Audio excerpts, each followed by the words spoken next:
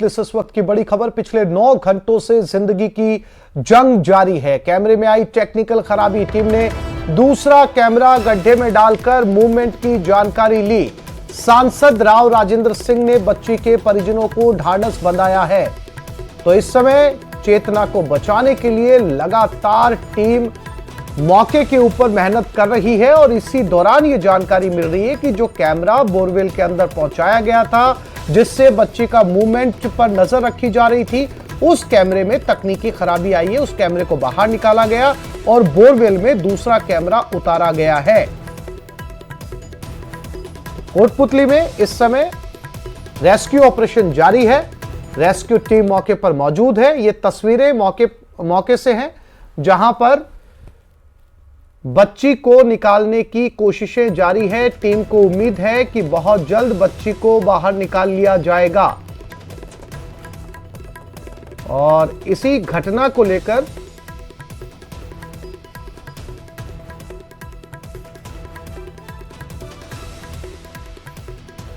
Team ने दूसरा camera गड्ढे में उतारा है।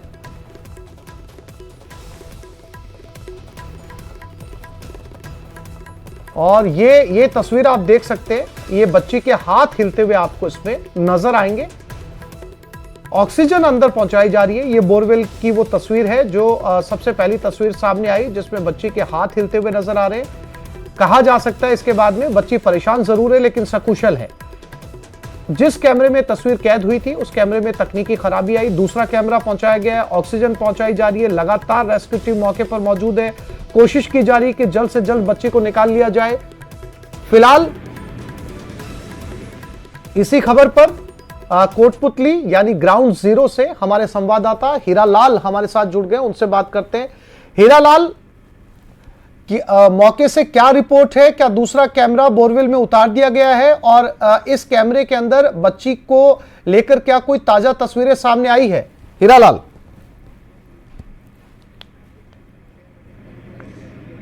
जी देखिए, मैं बताना चाहूंगा कि बालिका को गिरे बोरवेल के गड्ढे में गिरे करीबन 9 घंटे से ज्यादा का समय बीत चुका है। पिछले 4 घंटे से लगातार एसडीआरएफ की टीम और एनडीआरएफ की टीम रेस्क्यू कर रही है और बालिका को सकुशल बाहर निकालने का जो उनका प्रयास है, जो जद्दोजहद है, वो जारी है।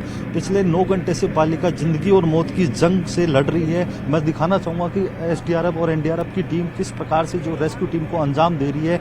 जो बीच में एक टेक्निकल जो खराबी के कारण जो कैमरा खराब हो गया था, उस कैमरे को बाहर निकालकर टीम ने दूसरा कैमरा उस गड्ढे में डाला है ताकि उस बच्चे की मूवमेंट को लगातार वॉच किया जा सके। स्क्रीन पे है जो टीम के सदस्य हैं, जो अधिकारी है, वो लगातार टीम के सदस्य उस जो बच्ची की मूवमेंट है उसको लगातार देख रहे हैं और बच्ची को रेस्क्यू करने का प्रयास किया जा रहा है। मैं बताना चाहूँगा कि तमाम अधिकारी यहाँ मौके पे मौजूद है। ऑक्सीजन पाइप के जरिए तस्वीरों में आप देख सकते हैं, ऑक्सीजन पाइप के जरिए लगातार बच्ची को ऑक्सीजन। हीरालाल, आपको दौसा की घटना याद होगी। दौसा के अंदर जो है वो आर्यन नाम का बच्चा जो है वो बोरवेल में गिरा था और एक समय के बाद में बताया गया कि बोरवेल में पानी भी आ गया। इस बोरवेल की, कोटपुतली में जो बोरवेल, इसकी क्या स्थिति है? जिस बच्ची जितनी हाइट के ऊपर इस बोरवेल के अंदर है, क्या वहां पर पानी भी देखा गया है या फिर ये बोरवेल सूखा है?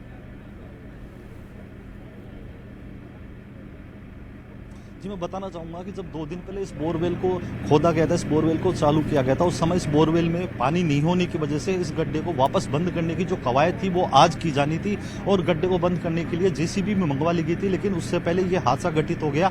बताया जा रहा है कि 150 फीट पे जो बालिका है वो अटकी हुई है, लगातार जिंदगी और मौत से वो जूझ रही है।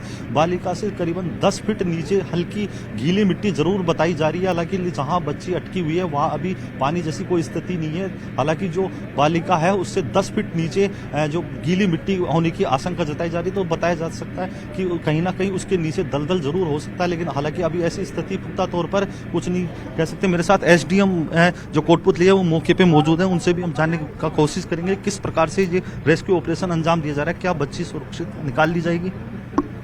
जी बिल्कुल, जैसा कि आप पिछले 3-4 घंटे से देख रहे हैं, कंटिन्यू एसडीआरएफ टीम और एनडीआरएफ टीम मॉनिटर कर रही है और रेस्क्यू ऑपरेशन जारी है। जिस पोजीशन पे अभी बच्ची है वहाँ पे इनकी जेड टाइप की जो रिंग है वो तो ऑलरेडी पहुँच चुकी है। अभी एल टाइप की रिंग है उसको पहुँचाने की कोशिश कर रहे हैं ताकि बच्ची को सकुशल बाहर निकाला जा सके। और उसमें अभी पॉजिटिव है टीम, बच्ची का लगातार मूवमेंट है वो मॉनिटर किया जा रहा है। बच्ची की फिंगर्स हैं वो मूव कर रही हैं, हेड भी मूवमेंट हो रहा है, तो होप सो जल्दी ही हमें इसकी पॉजिटिव न्यूज़ मिलेगी। सुनने में आया जहां बालिका अटके हुए उसके नीचे गीली मिट्टी होने की भी बात सामने आई है। जी, जहाँ जिस पोजीशन पे अभी बच्ची है उसके नीचे थोड़ी सी गिल्ली मिट्टी है, तो उसी में थोड़ा सा हिंड्रेंस आ रहा है एल टाइप की जो रिंग है उसको पहुंचाने में। जैसे ही वो रिंग एक बार सेट हो जाएगी उसके बाद बच्ची को सकुशल बाहर निकाल लिया इस जाएगा। प्रकार से दौसा में जो लोकल जो टीम थी, दक्ष लोगों की टीम थी, उनको सहयोग दिया गया। हालांकि उसमें उनको सफलता नहीं मिली। उस टीम को आपने यहाँ भी बुलाया है, उम्मीद की जा रही है कि वो सहयोग होगा और सफलता जरूर मिलेगी। नहीं, बिल्कुल, वो टीम के मेंबर्स भी यहाँ आए हुए हैं, उनका भी एक्सपीरियंस एसडीआरएफ टीम और एनडीआरएफ टीम ले रही है, तो लगातार तीनों टीमें अपना आपसी जो इनका तजुर्बा है वो शेयर करके इसको बच्ची को कुशल निकालने की कोशिश लगातार जारी है। क्या लगता है कितनी देर रेस्क्यू ऑपरेशन चलेगा? एग्जैक्ट टाइम का तो अभी नहीं कर सकते, काफ़ी लंबे समय से चल रहे रेस्क्यू ऑपरेशन, लेकिन बहुत जल्दी नतीजा पॉजिटिव आने की उम्मीद है। जी, एसडीएम ब्रजेश चौधरी थे, जिनका कहना है कि जल्द ही रिजल्ट है जो पॉजिटिव। हीरालाल, से दौसा में यकीनन एसडीएम से आपने बात की, समय वो भी नहीं बता पा रहे, लेकिन उनका कहना है कि बहुत जल्द निकाल लिया जाएगा। कितना जल्द निकाल लिया जाएगा इसकी जानकारी जो है वो उनको भी नहीं है। सवाल ये उठता है हीरालाल कि दौसा में जो आर्यन के साथ हुआ था वो यहां पर घटित ना हो, क्योंकि समय ज्यादा लगा था दौसा के अंदर, काफी घंटे बीत चुके थे, तमाम बड़ी रेस्क्यू टीम ने कोशिश की, उसके बावजूद आर्यन को नहीं बचाया जा सका। अब यहां पर उस घटना से सबक लेते हुए क्या नए नवाचार किए जा रहे हैं, क्या नई तकनीक का इस्तेमाल किया जा रहा है, या उसी तरीके से इस बच्चे को बाहर निकालने की कोशिश की जा रही है, क्योंकि समय का अंदाजा किसी को भी नहीं है।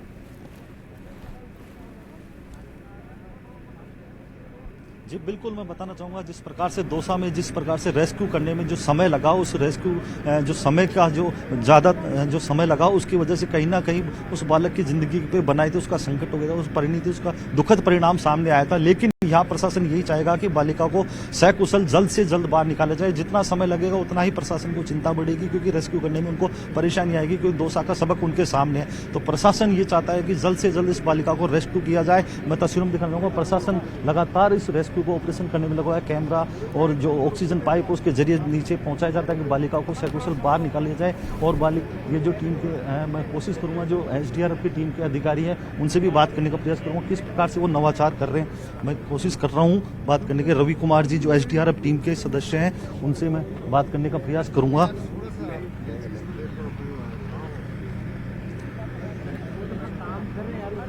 अरे सुनो यार, उनको डिस्टर्ब मत करो। अभी वो रवि कुमार जी से हमने बात करने की कोशिश की, लेकिन वो लगातार मॉनिटरिंग कर रहे हैं। यकीनन हीरालाल जो टीम है, जो एसडीआरएफ है, वो इस समय जाहिर सी बात है व्यस्त है। उनकी प्रायोरिटी, उनकी प्राथमिकता ये है कि किसी भी तरीके से बच्ची को जो है वो सकुशल बाहर निकाला जाए। जानकारी ये भी सामने आई थी कि जो कैमरा बोरवेल में डाला गया था, वो कैमरा जो है तकनीकी खराबी के चलते उस कैमरे को बाहर निकाला गया, दूसरा कैमरा डाला गया। उस दूसरे कैमरे से क्या कोई तस्वीर सामने आ पाई है?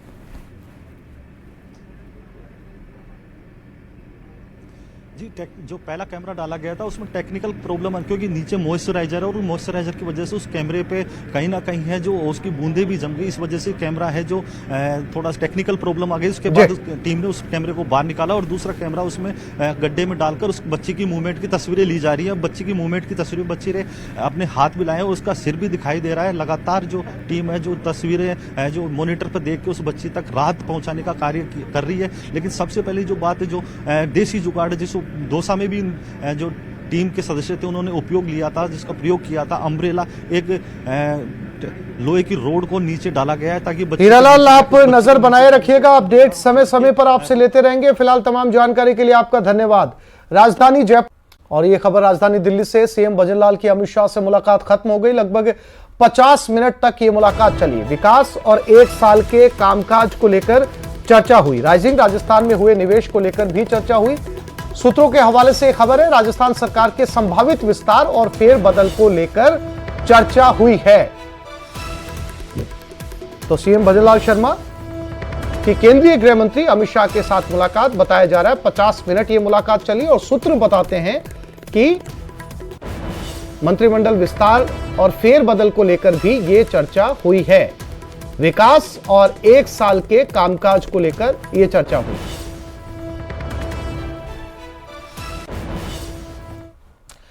राजधानी जयपुर के भांकरोटा में सड़क दुर्घटना के साथ हुए अग्निकांड के बाद अब जयपुर आरटीओ 1 के ने नियम विरुद्ध चल रहे वाहनों पर कार्रवाई तेज कर दी है। इसी कड़ी में सोमवार दिन भर विभाग की अलग अलग टीमों ने शहर के कई इलाकों में प्राइवेट बसों पर कार्रवाई की।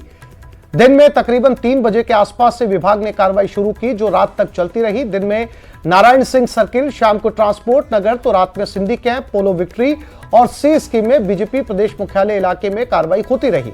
इन कार्रवाइयों के दौरान जायजा लिया हमारे संवाददाता हितेंद्र शर्मा ने।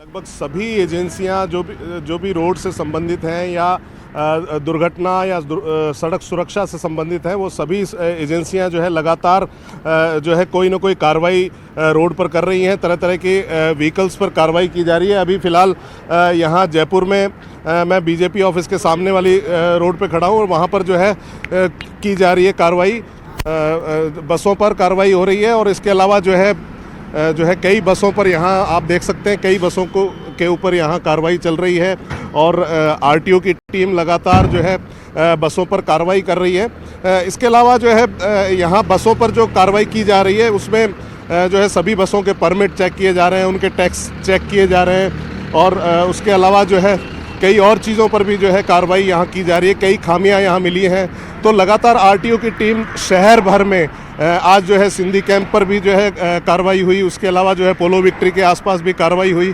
और उसके अलावा जो है ट्रांसपोर्ट नगर में भी कार्रवाई की गई है और नारायण सिंह सर्कल पर भी आज जो है कार्रवाई की गई है।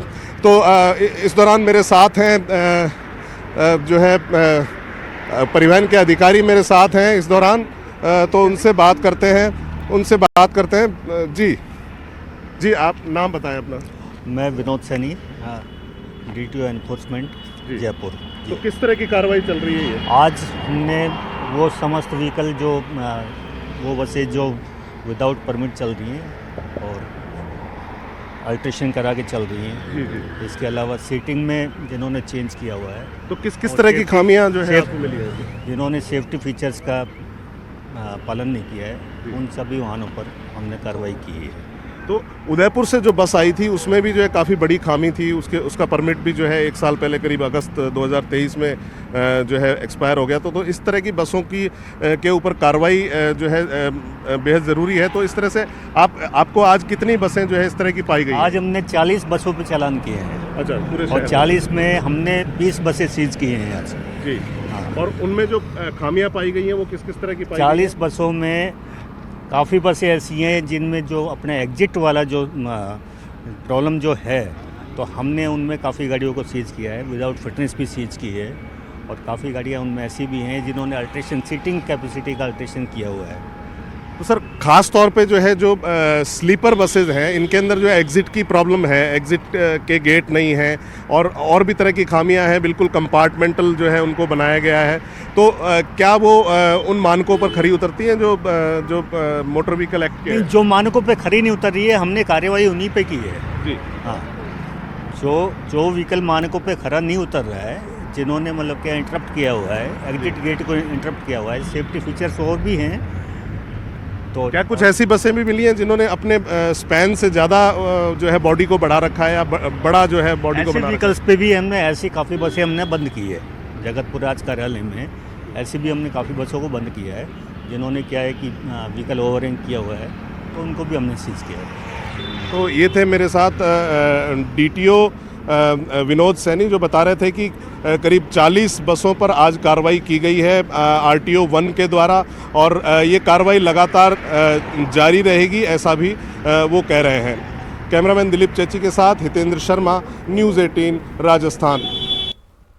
बीजेपी पूर्व प्रधानमंत्री अटल बिहारी वाजपेयी की जयंती पर सुशासन दिवस के रूप में मनाएगी। 26 दिसंबर को भाजपा वीर बाल दिवस के रूप में मनाएगी।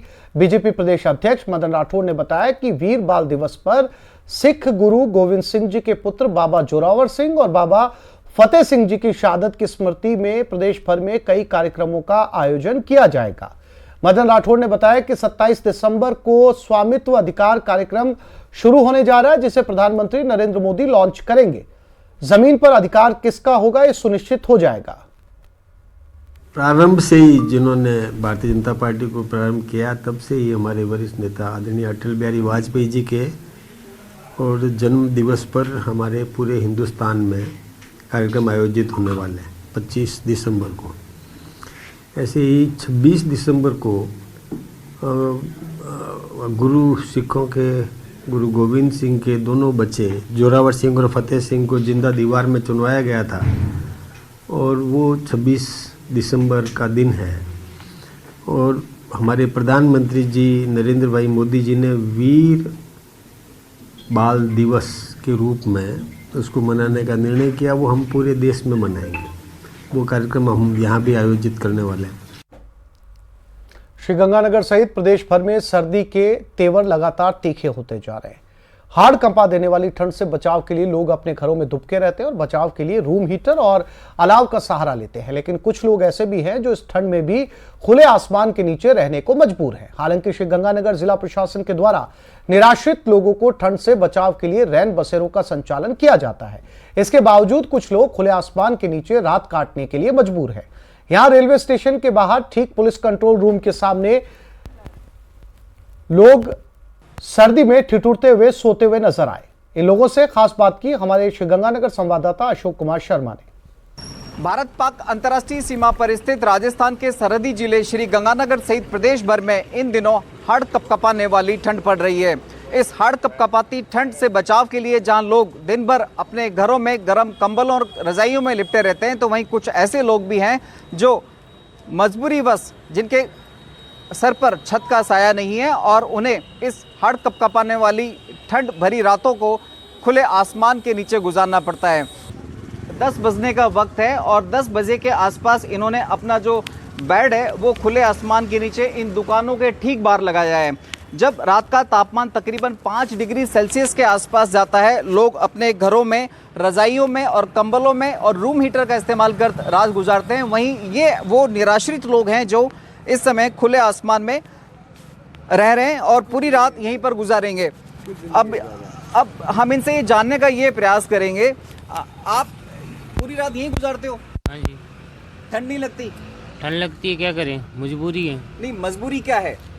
बस हो जाती है मजबूरी, घर नहीं है, बाहर नहीं है, क्या करें। अच्छा, तो आप ये बताएं, जब सरकार कहती है कि हमने यहाँ रैन बसेरा चला रखा है, तो आपको रैन बसेरा का आइडिया नहीं है? नहीं भैया, हम आपकी कमाते खाते हैं। अच्छा। हम किसके नहीं रैन बसेरे में रह सकते। नहीं, रैन बसेरे में आपको बढ़िया रजाई मिलेगी, कंबल मिलेगा? नहीं, हम जो ड्रिंक पीते हैं वो पीते हैं, वो हमसे नहीं मिलता। अच्छा, तो रात में तो बहुत ठंड पड़ती है। पड़ेगी तो क्या करें, सोएंगे तो सरुई, कहीं तो पिराने गेड़ नहीं पड़ेगी।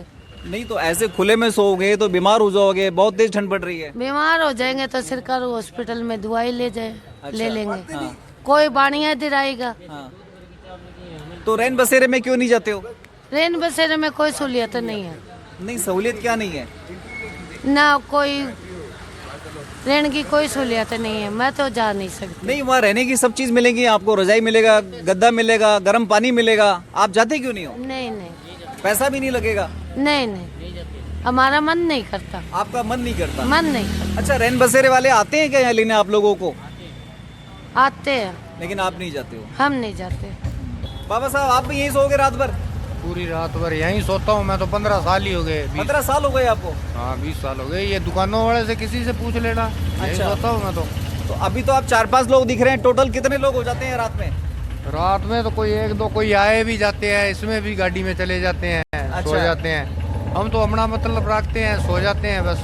कोई जब आप 15 साल से इस फुटपाथ पर सो रहे हैं तो आप रैन बसेरे क्यों नहीं जाते? बहुत ही रैन बसेरे में नहीं जा सकता। हाँ, वजह बस वहाँ के असूल ही गलत है। कुछ नशेड़ी और बातें हैं। कोई 2 रुपए होते हैं मेरे वर्ग मजदूर की जेब में, वो भी दबके से ले लेते हैं। अच्छा, बाकी वहाँ और भी सहूलतें नहीं है, कोई कुई की नहीं है, कोई भी कुछ भी नहीं है। अशोक शर्मा, न्यूज़ 18 श्रीगंगानगर।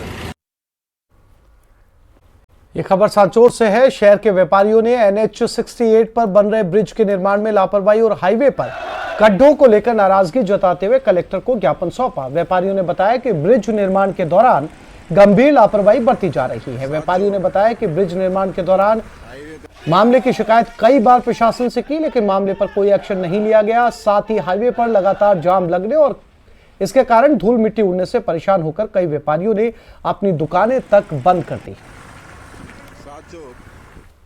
निर्माण के कारण जो समस्या आई है उन वजह से 50% हाईवे के व्यापारियों ने दुकानें बंद कर दी अपना। इस वजह से इस सारी समस्या को सॉल्व करने के लिए आज कलेक्टर साहब को मतलब सभी व्यापारी ने अल्टीमेटम ज्ञापन दिया है। पिछली बार भी आपकी अधिकारी और कलेक्टर की बिल्कुल हमारी 10 बार मीटिंगें हुई है। 5 बार तो हमने लिखित में दिया है और 5 बार हमारी मौखिक यहाँ मीटिंग है। सभी अधिकारियों और नेशनल हाईवे के अधिकारी, ये कंपनी के अधिकारी और प्रशासन के अधिकारी सब मिले और व्यापार संघ के पदाधिकारियों के साथ में हमारी 10 मीटिंगें हो चुकी है। संसदीय कार्य मंत्री जोगाराम पटेल अस्पताल में भर्ती हैं। घायल पुलिसकर्मियों का हाल जानने पहुंचे। माफ कीजिएगा, ये घायल पुलिस जवान रविवार को पूर्व सीएम राज्य के मुंडारा से वापस जोधपुर जाते समय एस्कॉर्टिंग जीप बाइक को बचाने के चक्कर में घायल हो गए थे। संसदीय कार्य मंत्री जोगाराम पटेल घायल पुलिसकर्मियों के बेहतर इलाज के उन्होंने निर्देश दिए। घायल जवानों से मिलने के बाद मंत्री जोगाराम पटेल जोधपुर के लिए रवाना हो गए।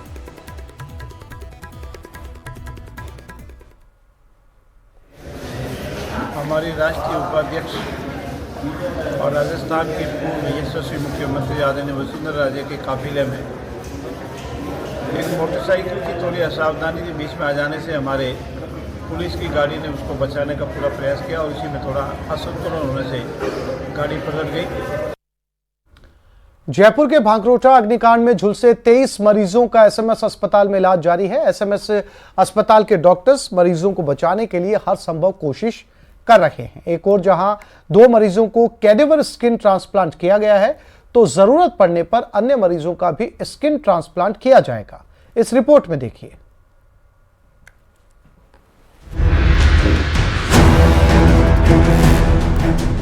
भांकरोटा अग्निकांड में बुरी तरह झुलसे मरीजों का इलाज जयपुर के एसएमएस अस्पताल में चल रहा है, जहां 2 मरीजों को कैडेवर स्किन ट्रांसप्लांट की जा चुकी है और जरूरत पड़ने पर दूसरे मरीजों को स्किन ट्रांसप्लांट भी किया जाएगा। अमूमन 30% से ज्यादा जलने वाले मरीजों का सर्वाइवल मुश्किल होता है, लेकिन भांकरोटा अग्निकांड में ऐसे कई मरीज हैं जो 50% से भी ज्यादा झुलस गए हैं। ऐसे में इन पीड़ितों को ठीक करने में पूरा एसएमएस प्रशासन लगा है।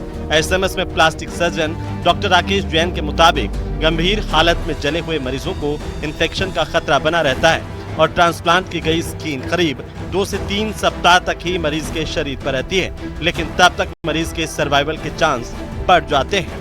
इनिशियली जब पेशेंट जो शॉक में रहता है, एक बार शॉक से स्टेबलाइज करने के बाद में यदि पेशेंट के ज़्यादा बर्न होता है, क्योंकि स्किन इतनी ज़्यादा जल जाती है कि उनकी खुद की स्किन अवेलेबल नहीं होती। नॉर्मली खुद की स्किन जो है बेस्ट होती है, परंतु इनिशियली यदि हम उनको यदि ज़्यादा रॉ एरिया है तो उनको हम जब कवर करते हैं स्किन बैंक से स्किन लेकर, तो उसमें आपका प्रोटीन लॉस, जैसा कि अभी आपने कहा, प्रोटीन लॉस कम हो जाता है, टेम्परेचर रेगुलेशन हो जाता है, पेशेंट थोड़ा पेन फ्री हो जाता है और अपने को रेगुलर ड्रेसिंग चेंज करने के चांसेस कम हो जाते हैं। तो इससे पेशेंट के रिकवरी के चांसेस बढ़ जाते हैं। साल 2022 में एसएमएस अस्पताल के सुपर स्पेशलिटी ब्लॉक में स्थापित स्किन बैंक में किसी भी हादसे में झुलसने वाले मरीज को स्किन ग्राफ्टिंग कर नई जिंदगी दी जा सकती है। इसके लिए ब्रेन डेड मरीजों की स्किन ली जाती है। स्किन बैंक में करीब 1 करोड़ रुपयों की लागत से अत्याधुनिक उपकरण स्थापित किए गए हैं, जहां ब्रेन डेड मरीज की स्किन लेने के साथ ही प्रोसेसिंग के लिए उपकरण मौजूद हैं। स्किन बैंक में -70 डिग्री सेल्सियस तक स्किन को रखने के लिए फ्रीजर स्थापित किए गए हैं। सबसे खास बात यह है कि डोनेट स्किन को 5 साल तक सुरक्षित रखा जा सकता है। देखिए, अभी भगवान Mahavir cancer hospital and research centre के डॉक्टर्स ने राज्य की पहली कार टी सेल थेरेपी 26 वर्षीय स्टूडेंट के कैंसर इलाज के दौरान दी। कैंसर इलाज की नई तकनीक का प्रदेश में यह पहला मामला है। बीएमसीएच आरसी के मेडिकल एंड हेमेटो ऑन्कोलॉजी के विशेषज्ञों की टीम की ओर से किया गया। चिकित्सालय के ब्लड कैंसर और बोन मैरो ट्रांसप्लांट विशेषज्ञ डॉक्टर प्रकाश सिंह शेखावत की ओर से की गई इस थेरेपी ने रोगी को कैंसर मुक्त करने की दिशा में बड़ी सफलता हासिल की है। दूसरे फील्ड में भी मेडिकल फील्ड में बहुत आगे हैं,